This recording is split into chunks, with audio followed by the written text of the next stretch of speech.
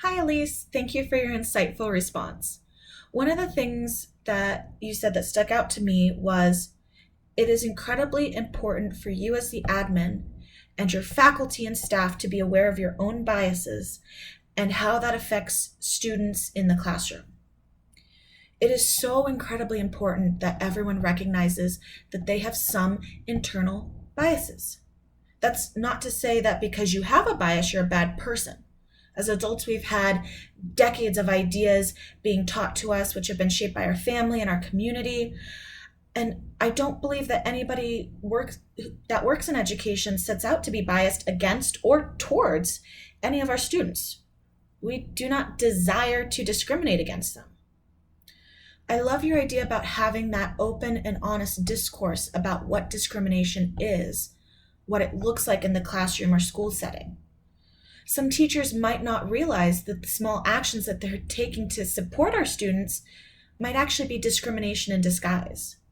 Like Tori Dunlap, CEO of Kids Included Together, talked about during her TED Talk.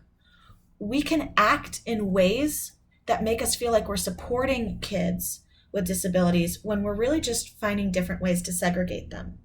She mentioned rodeos, proms, and Santa Claus visiting times just for kids with disabilities. But I think when we mention bias and discrimination, people's walls go up. They don't want to believe that they would ever treat someone differently for any reason.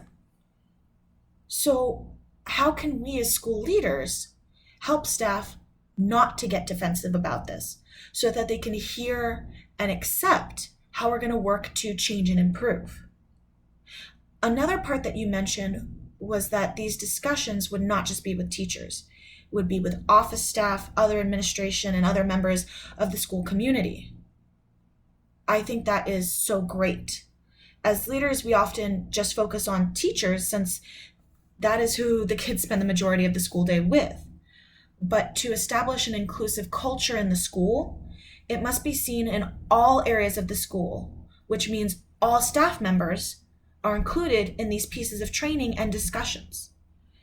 As you said, a part of cultivating a community that not just acknowledges discrimination but combats it is important that staff participate and know that this is a continuous improvement.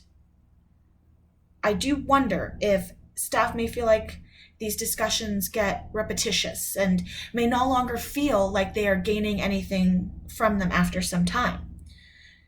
If that occurs, I wonder how we can make sure that there is always a new takeaway after these conversations. Thank you.